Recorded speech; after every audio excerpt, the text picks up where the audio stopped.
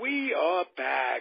Senators, Twins, baseball, 2017. What a season it's been. I've got almost a full house of hosts. Ronnie Rabinovtz is here. How are you, Ronnie? Good. How are you, Ralph? I can't complain at all. Good. I'm not in Florida. That helped. That's one of the reasons I'm God not forbid. complaining. Yeah, isn't that terrible? Yeah. Wow. This is the about to hit. The brunt of it is about to hit the continental. It's been in the Keys for a day or so, and our thoughts and prayers to everyone out there. Yeah, I've got good friends who and relatives who I care about, and some I don't. I have to say. Yeah. Right. But, I was just thinking of my relatives. That's all. Yeah. Just on a beautiful Sunday morning. And George Case is here. How are you, sir? You're out of Florida as well. Yeah, I'm fine. Thank you, Ralph and Ronnie. Good to talk to you. And I just wanted to mention when you're talking about Florida, I was just yesterday, I was with Jeff Torborg, and Jeff and I were fraternity brothers at Rutgers, and Jeff, of course, was a catcher for the Dodgers for Koufax's perfect game and caught for the Angels. He was a Met manager for crying out loud. 5 different teams, right, including the Mets. And Jeff and I have been good friends for a long time. We were at a Rutgers game together yesterday, and Jeff lives in Florida and was very concerned. He was calling down to his family who's there. Jeff happened to be up here for the summer and had stayed over a few more weeks and was going back to Florida. And, of course, he can't get back there right now. But it was a huge concern, and I had just been watching too. And it's Florida is really underwater. It's horrible there, and I know Jeff was very concerned, and we have also friends there. And there's a couple, Ralph. I think you have a couple of Comfortably Zone Network people that live in the Florida area. Absolutely, so, Bernie Rose is in the southern part. My friends, I reach out to Barbara Stewart, and Iris Reid is in Miami, and. Marty Rose is in the northern part, and in Orlando is Wayne Unger. I mean, to say nothing of all my friends and family. This is affecting all of us, and wow. And the Twins complex is in Fort Myers. Right, right. And, this, what is it? I think it's Tampa. Is playing their games. They're playing them elsewhere. City Field, as a matter of fact. Yeah, I think you're right. The home team in City Field this week. So, and this what really makes it tough for the country, it comes on top of the Texas disaster, and we're talking about trying to get things done economically in this country that's positive. Right. FEMA only goes so far. There's only so much funding. Exactly. This is disastrous. And there's another hurricane on the way behind Irma. So there's two more. Or 2 more. I mean, it's just one thing after another. And Ralph, you're absolutely right. I mean, FEMA, the funds have to be almost exhausted by the time they get through with all this. And what's going to happen with the cleanup for the ones that are coming? It's a horrible situation. It's a terrible situation. A lot of disaster in the island, too. Let's take a deep breath and segue to some baseball memories. And I thought, because we basically cover 3 teams. We cover the old Washington Senators, where your dad played, George. We cover the Minnesota Twins. We also cover the new Washington Senators. Just more because your dad coached for them than anything else. I'm blown away by the fact that in 1961, it was 1961, my family went to Washington, just summer vacation or whatever, not summer vacation, spring break, and went to a baseball game in Washington. I can always remember I was from New York, and you come down as a family, get in a cab, and the cab driver keeps bragging about those Yankee teams. We went to see the Senators at RFK, and I didn't have any idea who the first base coach was at that time, but I know I had to have laid eyes on him, and he was your dad, George. Yeah. And I got to see him, and the cab driver all the way through was talking about that great Yankee team. They're a machine. They can't be beat. And they were, and I watched the Yankees that evening play the Senators, and I vividly remember the experience of being in the ballpark. And Washington weather, I remember it being almost like Florida weather. Am I right about that, guys? Yes. Very humid and dry. Very hot and humid, absolutely. Hot and humid.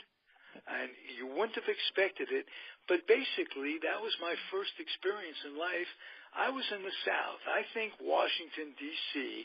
is more in the South than it is in the North.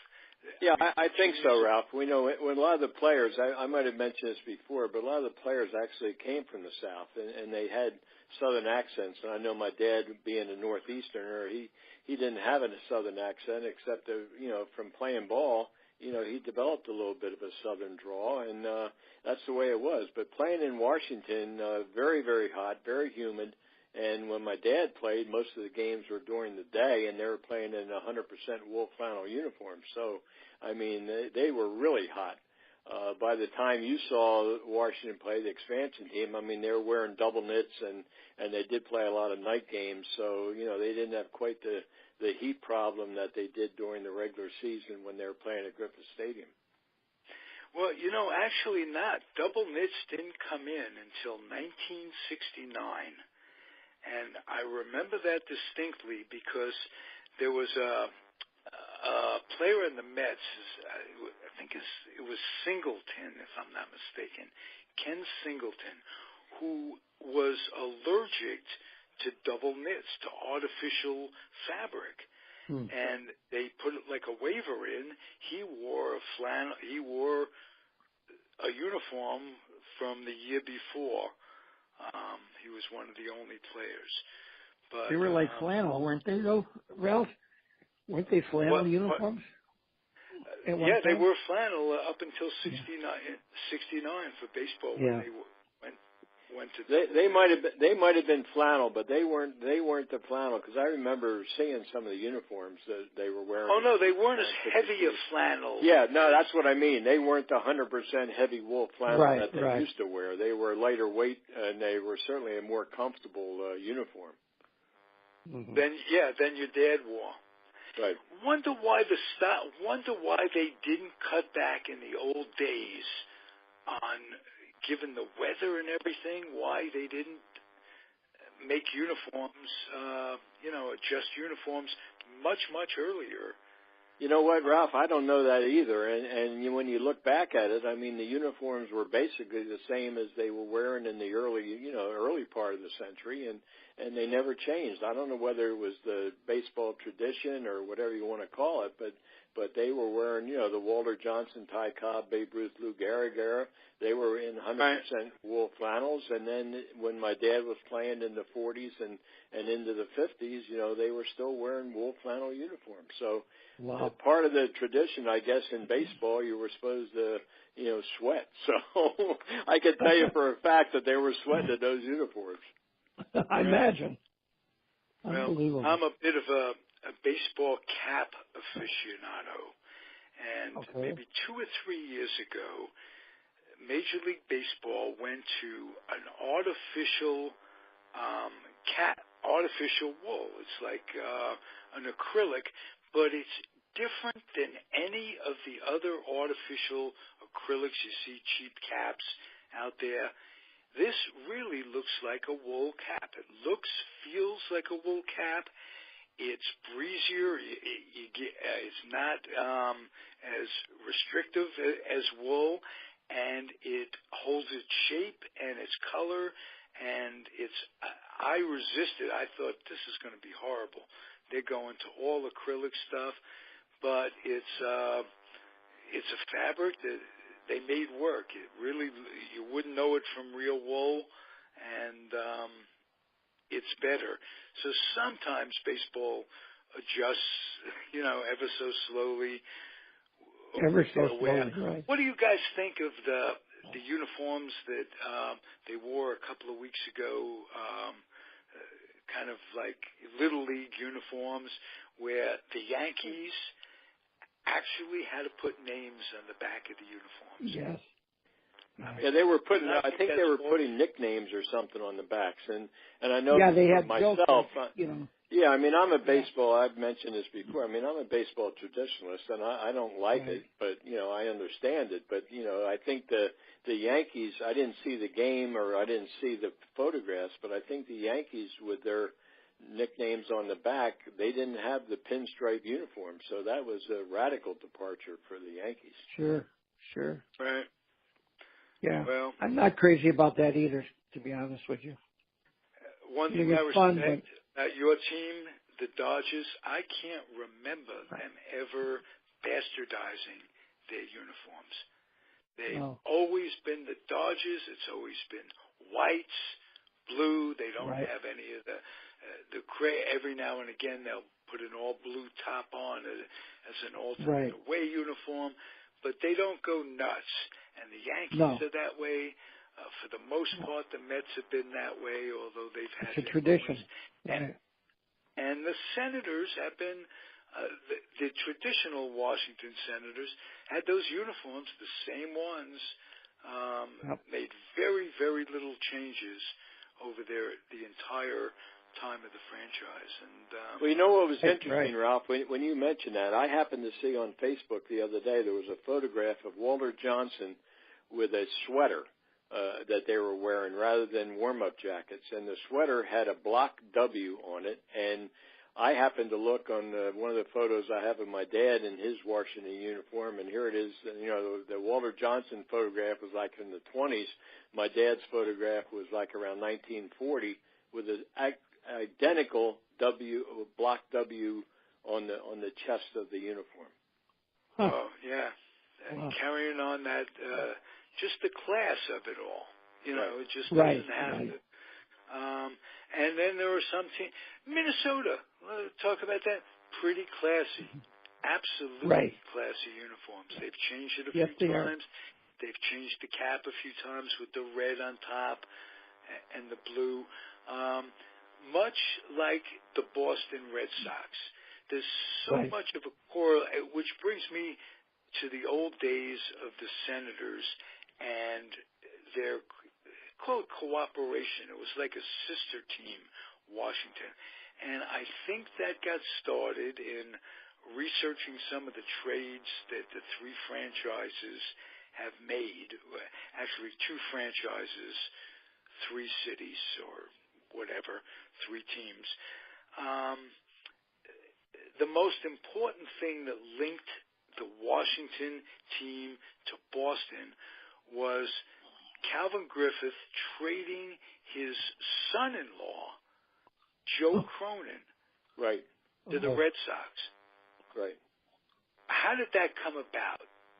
My understanding, Ralph, first of all, it was in 1934, after the 34 season, and Cronin had led the 33 team to the American League pennant.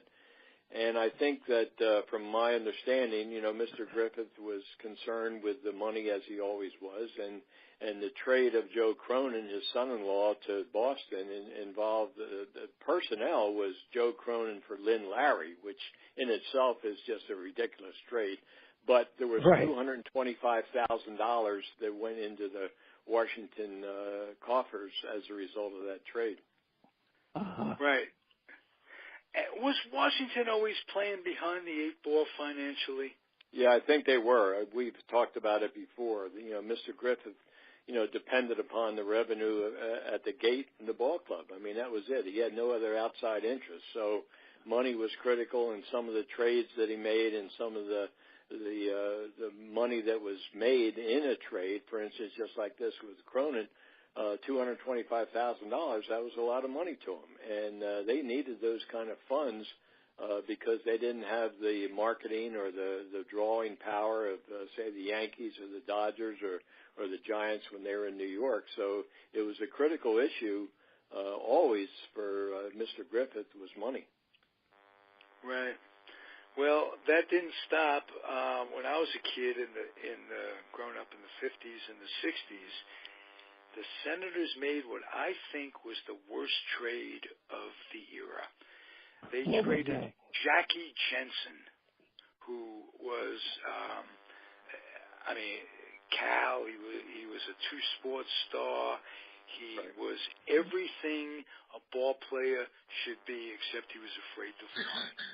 Right, he was afraid to fly. Right.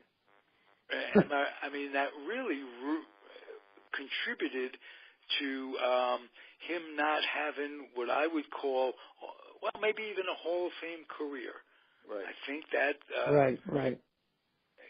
Because he was incredibly talented, and yes, he was. And, yeah, Jackie Jensen absolutely was. He was a tremendous athlete, and I think you're right, Ralph. That was a horrible trade, but I think his fear of flying and also caused him to end his major league career at a really early age, and it was just a sad thing because he had all the talent in the world, and yet he had this affliction.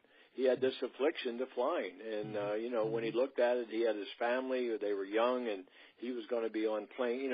Back then, the plane travel had started, and we know my dad was flying. Nobody had a fear of flying because nobody flew. It was all plane rides. Right. But they only went as far as St. Louis, so that wasn't only in half the country. When Jensen's playing now, they got baseball on the West Coast, so they were going to have to fly, and that was a real problem for him. Right.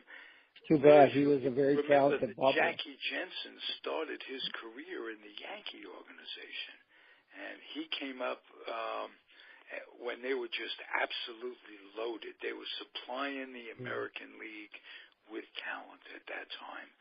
Right. And what went as a horrible trade for Jensen when they got him, when they had him, it was a good trade to get him in the first place. So, you make deals. Sometimes they work, sometimes they don't.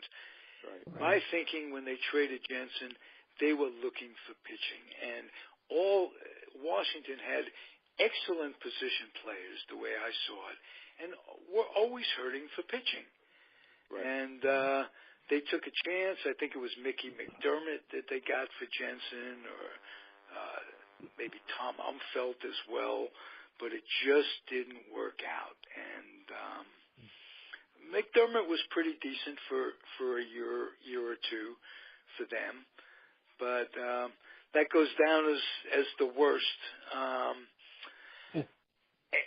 Any trades that you can think of that in Washington that made a difference, good, bad, or indifferent, George? Well, yeah, I do have one that I think is every bit as terrible as the Jackie Jensen trade, and that was the trade that they made, Gil Cohn for Roy Sievers. And to me, that's just an unbelievable trade. Gil Cohn was really, really quick, very fast outfielder, and my dad raced Gil Cohn in '46. And Gil had tremendous potential, but never really fulfilled it as a major leaguer. So I believe it was 1954, Washington was looking for some power and took a chance on Roy Sievers. Sievers had been injured, but felt that they could make a move, and so they traded Gil Cohn to the Baltimore Orioles, and Baltimore, who had transplanted from St. Louis. Baltimore then, part of the trade was to give up on Sievers. And Sievers went on to be a tremendous home run hitter. Because he faded fast. Gil Cohn. Cohn? Yeah. He did. Yeah. No, he wasn't injured. He just, had trouble with the bat and, very fast, but never fulfilled his potential. So to me, that is just a horrible trade. I think Gil Cohn was out of baseball the next year or two, and here's Roy Sievers going on to his 5 or 6 years as a great home run hitter for Washington. Sure. Have there been books written on Sievers? I'm not sure, Ralph. I think there certainly should have been. Yeah. I mean, he was a great, his Alan Feinberg, who we've had on before. Roy Sievers was his favorite player, and Alan might know if there have been books, but certainly, my thinking is that there's books written about a lot of ball players, and Roy Sievers should certainly have a book written about him because he was a great player. Yeah, he sure was. I'd like to find out more about him, and the next time we have Alan back, we'll let him elaborate. Right, that would be a good idea. Yes, absolutely. Let's talk about Minnesota and their trades. I'll tell you what, the best one, and I'm trying to get him as a guest. One of the people that Tony D'Angelo put me in touch with, and as you can imagine, it's hard to hook up. These players are being hounded constantly, and so Catfish, Mudcat Grant. Mudcat Grant. He came to Minnesota. Wow. Terrific trade for them, and they got him for Lee Stang and George Banks. And that goes down, I think, the best trade they ever made. I think it was terrific, yeah. He was great. Do you guys have any memories of Mudcat? I know he experienced... Oh, I do. But please then. I remember him pitching. I mean, he was terrific. He was really great. And he was a power pitcher. He was great. He was really strong. He was good. I met him a couple of times. Just a wonderful guy. Really wonderful guy. He's a poet, if I'm not mistaken. Is he? That I wasn't aware of. Well, I know one thing, Ronnie and Ralph. I don't know whether you saw it, but Mudcat Grant is a wonderful singer, and they had a Harmon Killebrew tribute after Harmon had died, and Mudcat Grant sang a solo playing the guitar about what a wonderful life, what a wonderful world of Harmon Killebrew. It was beautiful. He sounded very much like Louis Armstrong. And I had no idea that Mudcat Grant, was a singer, but apparently he had some kind of a band or something I wasn't aware of that either, George. Right. It was great. I mean, I just happened to see it on Facebook, and I said, "Oh man, this is wonderful!" And I watched the whole thing. It was about a 5-minute, tribute to Harmon at the stadium in Minnesota. Harmon's widow was there, and some of his family. It was just a wonderful tribute. He'd be a fun guest to get on. That's right. Absolutely. He would be great. Absolutely. He would be great. The Twins are still hanging in there. I'm looking here. They traded Greg Nettles. Was that? Yes, it was the Greg Nettles that went on to the Yankees. Yes, that's right. So deals are made. You never know. But that's that right. was a bad one. They also traded Rick Dempsey to the Yankees. Right. They don't always work out, but on the other hand, they got players like Tom Bernansky, who was one of my favorite. He was great. He was terrific. Yeah. And Cesar Tovar that they got for Jerry Arrigo. Good memories of following those guys, all to lead up to the 65 team that played the Dodgers in the World Series. Right. I want to know from either of you guys if you have any memories of Rob. Who was the Allen that played? What was Allen's name that played third for them in '65? Was it Rich Allen? Rich Allen. Right. He faded fast, and I'm wondering. He did too. Yeah. Was he hurt? Did he have injury problems? I think he was hurt. Okay. I think he was hurt. I think so.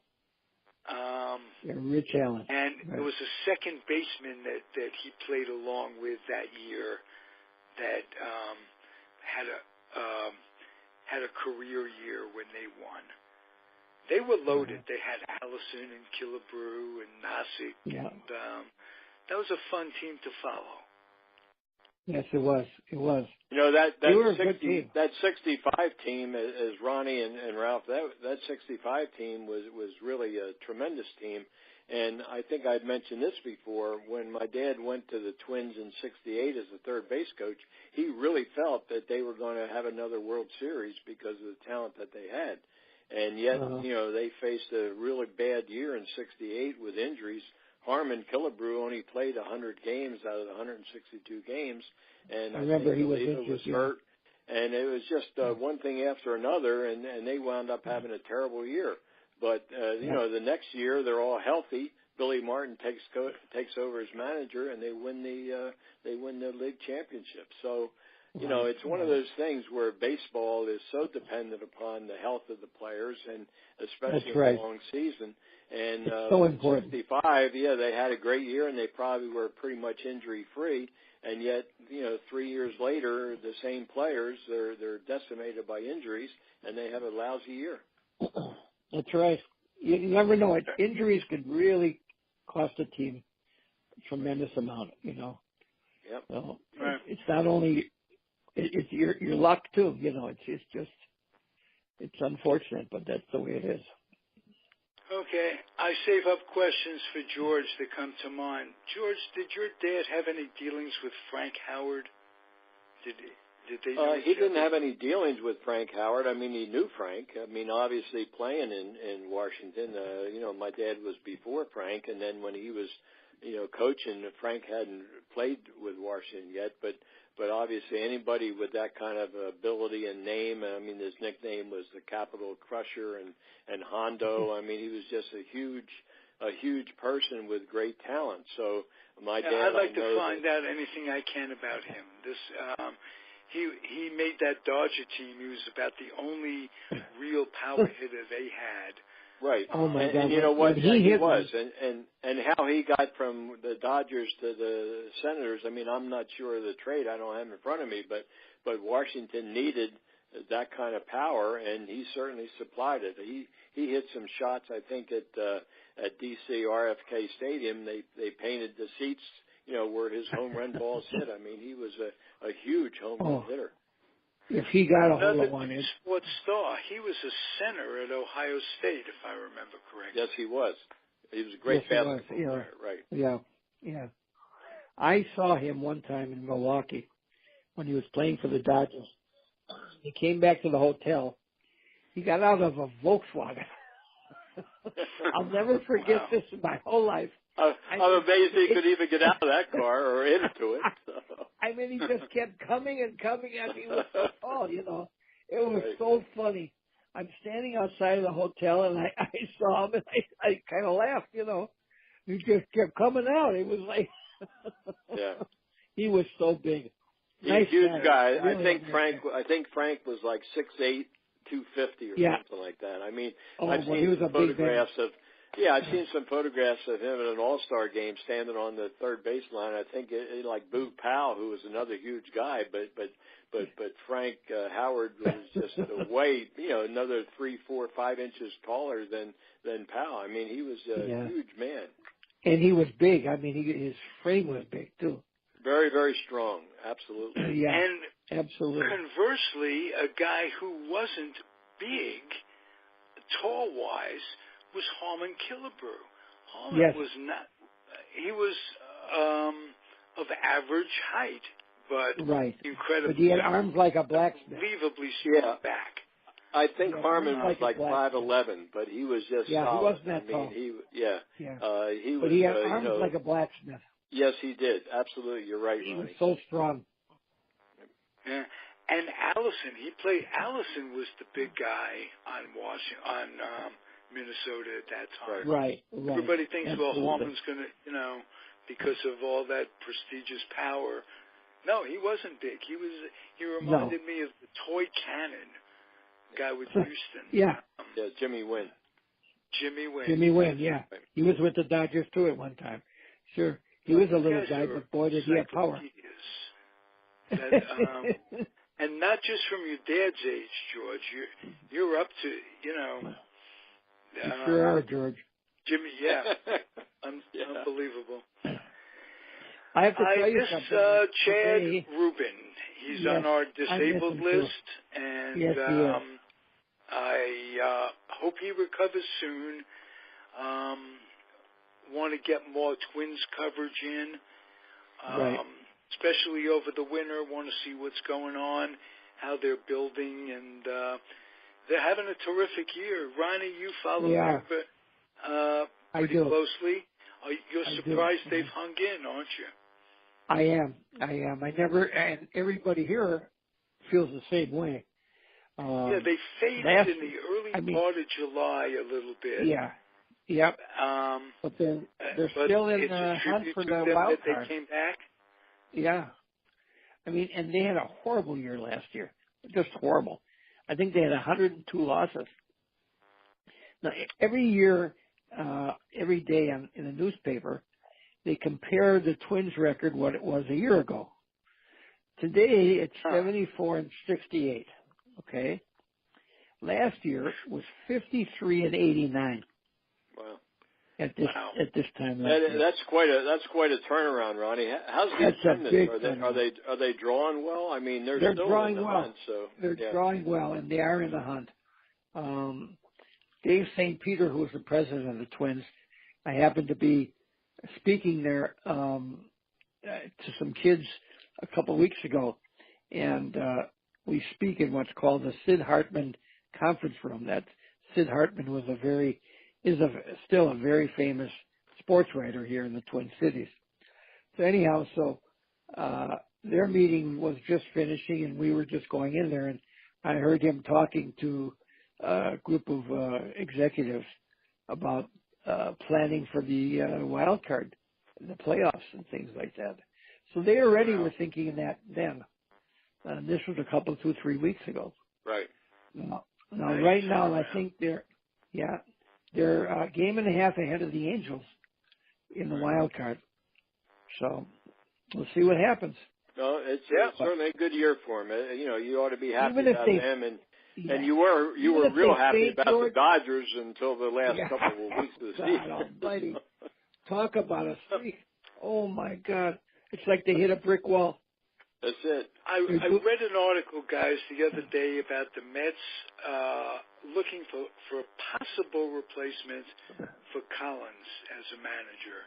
And one of the names that came up was a former Met, former Twins manager, Ron Gardenhire. His health permitting. How is he coming along health-wise? Any updates on that? I haven't heard, but I think he's doing okay, and I think he would be interested in getting back into managing again. Wow. I really do. He was a great manager. Great manager. You last 10 years with one team, you're doing something right. Absolutely. And what a solid organization. So it'd be nice to get him back with the Mets. And these two new young guys, the guy from Texas and the guy from Cleveland, the general manager and his assistant, they're really sharp guys. And this team this year was not their. It didn't have their stamp on it. They came in and it was already set. But I foresee them doing some moves and improving that team a lot. So I think their future is pretty bright. Let's hope so. We'll keep it interesting. Yeah. Hey, thank you, guys. A good week of conversation. Love to talk ball. Absolutely. It's a wonderful Sunday Absolutely. morning. I love it. George, always a pleasure. Stick some pins in a Comcast voodoo doll for me. Just if you have nothing to do, just between snacks.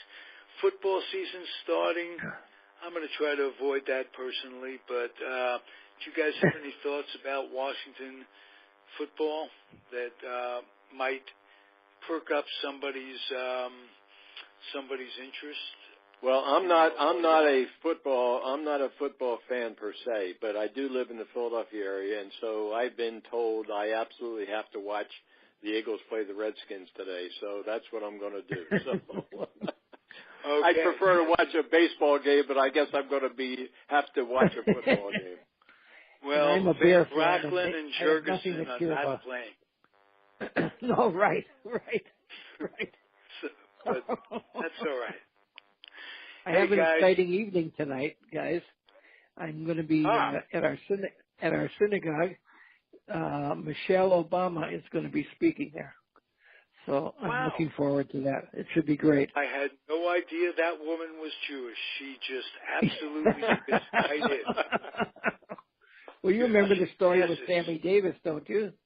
Yes. Get to the back of Sammy the bus. Davis. Get off the bus. Did you ever hear that, George? Yeah, I did hear it. It's a great story. And Ronnie, enjoy yourself. Get some pictures tonight. I'll do my best. All right. I'll do my best. Be well, gentlemen. Thank you very much. I enjoyed your company. Thank you so much. And we'll do it again next week. Okay. It's we'll talk to you. Fun. Thank you. Take care. Good Bye-bye. thought. Everybody out there in Florida, hunker down. Yep. Yeah. Stay safe. Our prayers are with you. Right. Bye-bye, everybody. Okay. Bye-bye.